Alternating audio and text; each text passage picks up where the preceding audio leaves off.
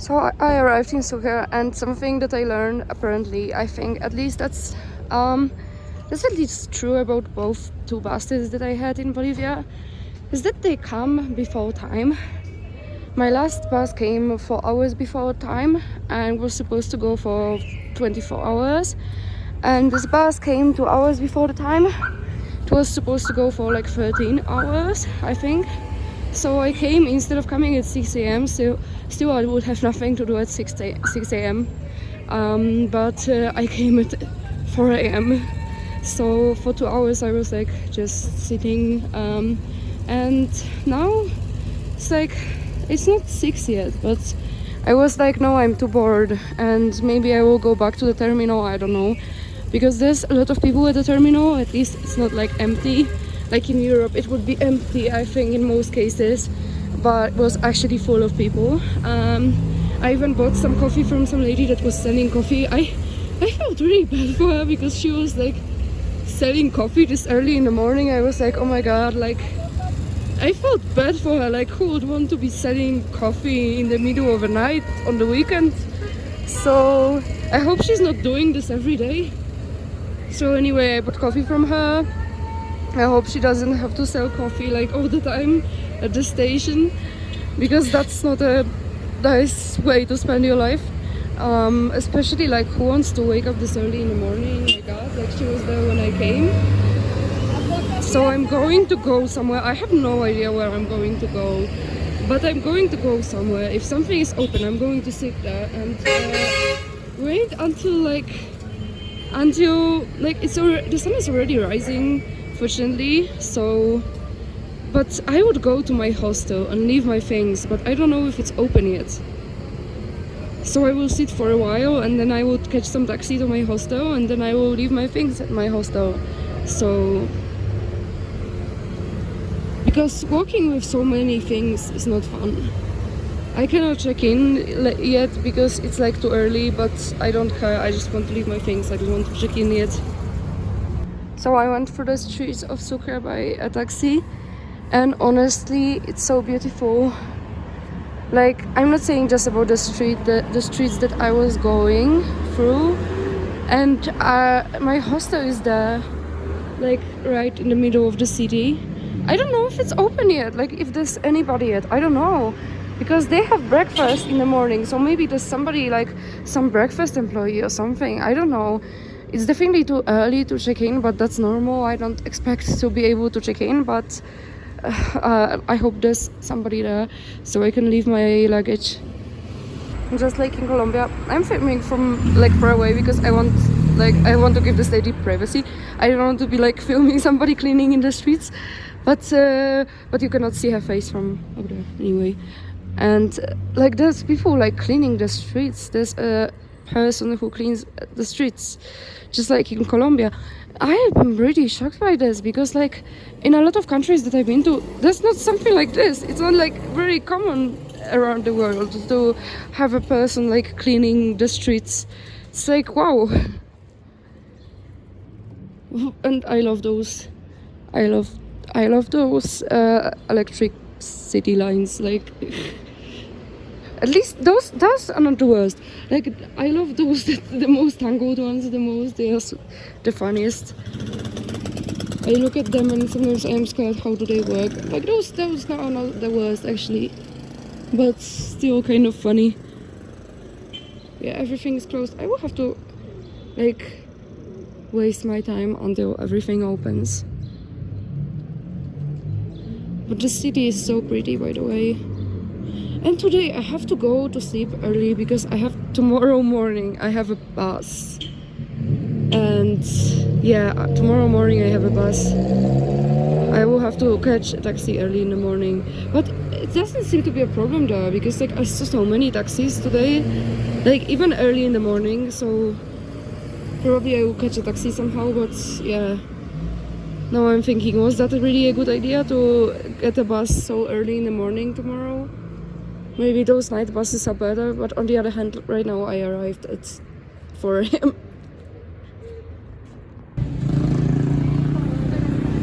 So I am in Sucre right now, and right now the weather is like What am I talking about? I wasn't going to talk about the weather. I already left my things at the hostel, and the time is already like not morning anymore. I mean, it's 10 in the morning, so it's kind of everything is already waking up. And the city is like one of two capitals of Bolivia, because this is like a capital in the constitution, but the actual parliament is in La Paz.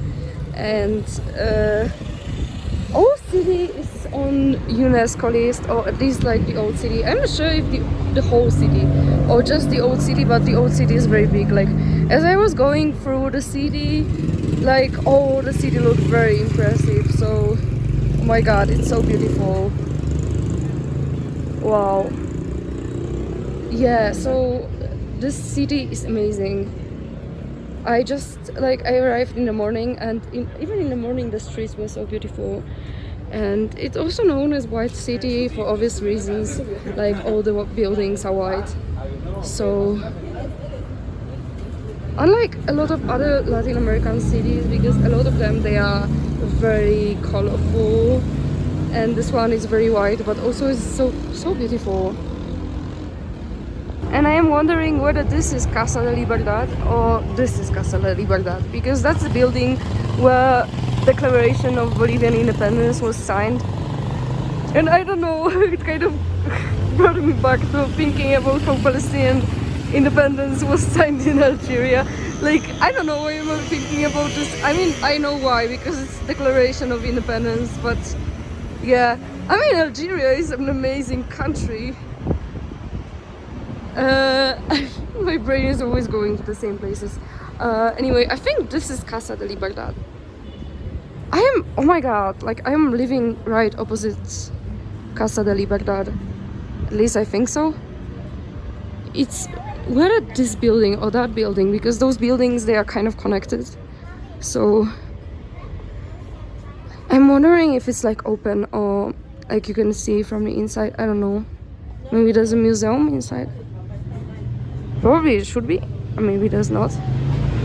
I don't see like an entrance or something.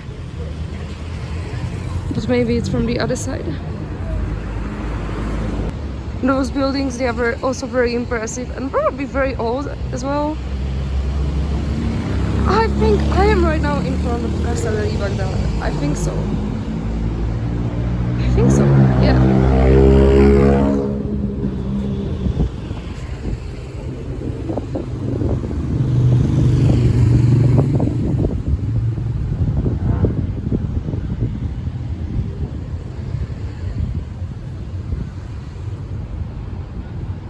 Oh my god, this church behind us, so pretty. Like, a lot of churches in the city, they are white, just like the city, but I don't know, there's something like so beautiful about like the way you go through the city and suddenly you see this white tower above the city. And it's like in many places they look so peaceful, especially when I just came there in the morning. The sun was rising and I could see the sunrise above them. This street is very beautiful as well, and I'm going to San Felipe de Neri, this church which is visible like in the end of the street. I just bought an ice cream. It looks like it's with coca. I don't know if it's with coca or not, but it looks so cool. And I'm right next to this church, San Felipe de Neri. I'm not sure if that was a church or monastery. Are monasteries also churches? Because I know they are monasteries, but maybe monastery is like it's kind of... Is it also a church, or is this like just a monastery? Because church is definitely a church. Definitely not every church is a monastery, but isn't like every monastery church? I don't know. Because they are like kind of a sacred buildings. I don't know. So looks like the church is closed. At least I don't see like an entry that will be open. Anyway, I'm planning to go to Museum of Indigenous Arts, which is like kind of like 20 minutes from here, but I will walk. And then I'm going to also maybe go to other museums. I will see how much Yeah, but I will just have a nice day of walking. This is the view from a hill which I'm climbing to go to the museum. I didn't even know the museum was up the hill. The map didn't show that, but it's okay. There's a lot of climbing to the museum, but at least the view is nice. I'm very close already. Hopefully. Hopefully there's not a lot of climbing just on the way, because the most of climbing the walls was just before a moment. So yeah, finally I made it up. And there's also a church on this hill. Damn, whoever built this church, it had to be so much climbing.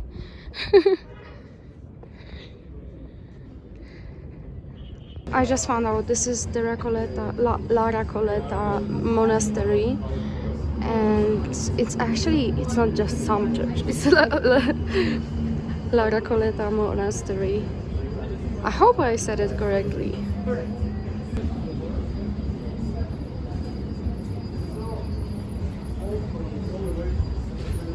I just have been to this museum of indigenous arts, and honestly it's one of the best museums I have ever seen in my life.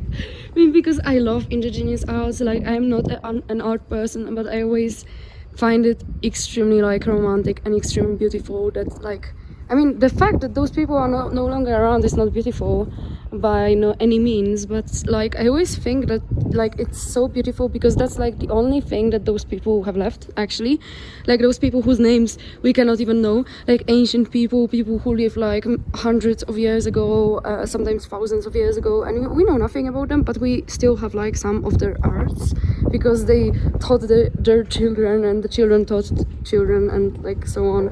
And I always find it so beautiful. That's why I love indigenous art, especially that it's like a lot of times, like all the times basically, it's like, I'm not saying like in this case it's a bit different because like colonization and stuff like this, so it's also like the art of people from lower like higher spheres, but when it comes to folk art, it's always like art of working class people. And I always think like that was their, like, working class people didn't have much to say, but their only voice was like art and making this art. And now we have like those messages from the past. Like I always find it so beautiful. Like it's kind of like, I find this kind of art the most like romantic and the most beautiful, and I always think about those people when I watch it, and I always find it fascinating. And I kind of low-key want to be, I kind of sometimes regret not being like an ethnographist or something like this, because I find it very interesting, especially like different peoples living in some areas and different like philosophies they had. And like I always like, I'm curious how do they see the world, and like I always love reading about such things. And in this museum there was a lot of things that, well, it was very interesting for me to read about. And unfortunately this museum has a siesta. And from like, it's open until 12, and then it's open from 2 p.m. and I had to climb a lot to this museum, and also there are other museums that I may want to visit, so I don't know if I come back to this museum, because I can after the siesta, but I don't know if I will, because I also have other museums, and like I have to climb a lot, so I don't know. But that's good that I can come back on the same ticket. But yeah, I don't know if I come back, because like I have one day for this city, which is kind of sad. Kind of like looks like Cusco in the pictures. I haven't been to Cusco yet, but it looks like Cusco in the pictures. I don't know, I'm wondering if Cusco actually looks like Sucre, because in the picture it does.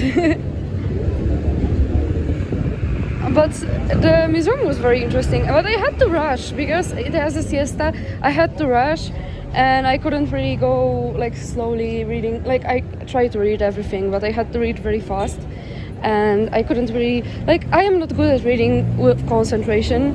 That were these things that do interest me, but I often struggle to read and concentrate enough to remember what I read.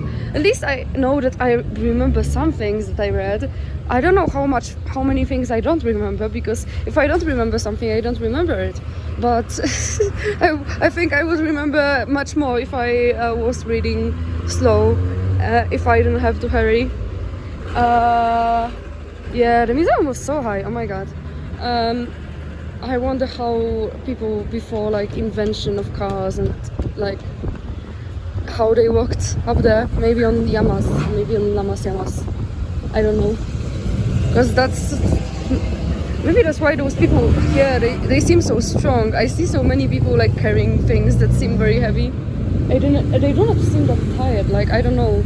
Those women here, they seem so strong. They always carry children and carry heavy things, like at least things that don't look heavy. Yeah, like this lady, for example. I admire them. I'm not strong.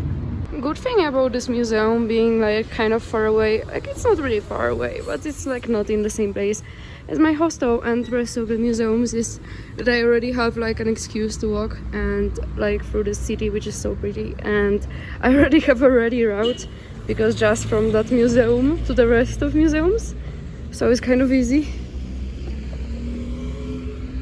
At least this time I'm going down, not up.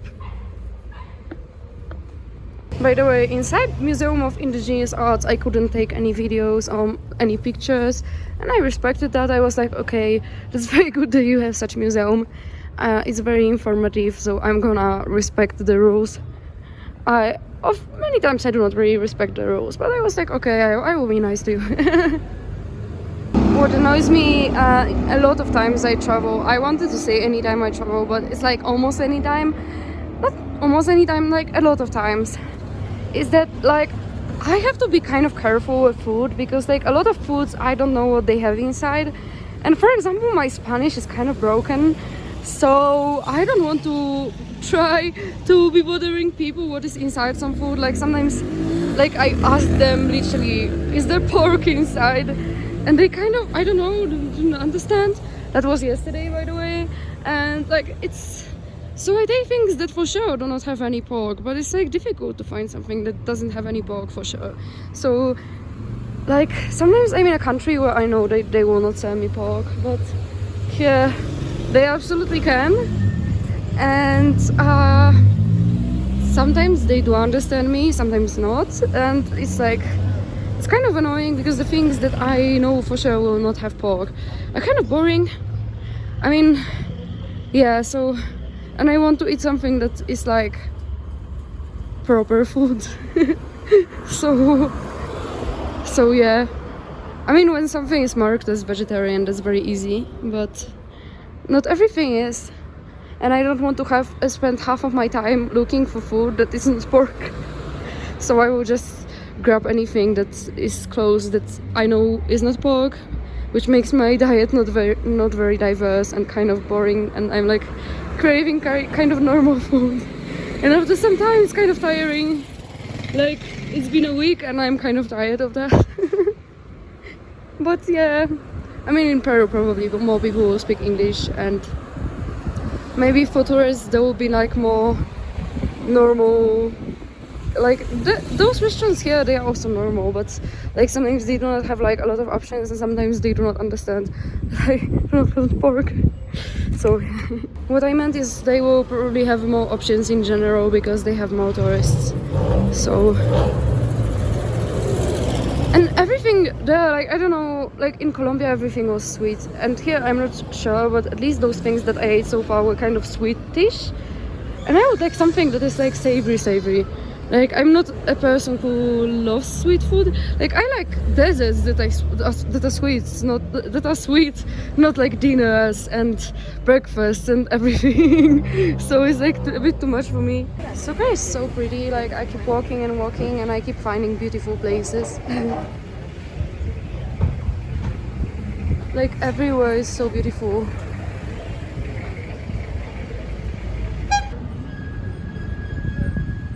I am right now at this square next to this beautiful church. Like it's amazing how many beautiful churches are in this area. Like not just churches, but very beautiful churches. And I think I really like churches in this part of the world. It's like, I think they are like one of my favorite. Which is sad because like I am knowing what history Christianity in this area of the world has. Like, if I don't mistake, there was literally death penalty for not being Christian in the Spanish colonies. So that's very bad. I would be dead. And I really don't like forcing your beliefs on other people. I really don't like that, especially that it killed like a lot of indigenous beliefs. And I don't know about this area because I know that they still have like traditional healers who kind of do like traditional magic. I forgot the word, but they have a word for them. I forgot the word. I remembered the word like few minutes ago, but I forgot it. So they still have like some of those customs, but I know in a lot of places like kind of a lot of beliefs went extinct because Catholic Church and other churches as well, they were like they were forcing people not to practice the old beliefs, and I really don't like that. Honestly, I find it extremely sad that about many cultures we don't know anything because they were destroyed by Christianity. And I'm not saying that Christianity is bad. I'm not saying that. I'm just saying that some people were bad. Oh my god, what a castle! Oh my god. Castle. There's everything. Here's Mercado Nacional or Nacional. I don't know how to pronounce it in Spanish. It's like a national market, and a lot of tour guides say that you should see that. But unfortunately, my wallet already hurts because I bought a lot of souvenirs for my friends and for myself, and I'm not going to go there because I already spent too much money. Yeah, I already spent too much money, unfortunately. Very close to Sucre, by the way, but not in the Sucre city, so I have no time to go there because I do not have time to like see all the city of Sucre, and you know, even more like going outside of the city, especially that it's not something connected to Bolivian culture itself, but outside of like 5 kilometers outside of Sucre city, there were like the biggest steps of a dinosaur were found, and it's like I find dinosaurs interesting, to be honest. That's something that I would see if I had more time, but I would need to go outside of the city, and yeah, unfortunately I don't have time for that. So that's another interesting thing about this city, about Sucre, is that it's the dinosaurs, and actually on a lot of souvenirs there are dinosaurs. And there's kind of like a dinosaur park in the place where it was found, at least from what I saw on the internet.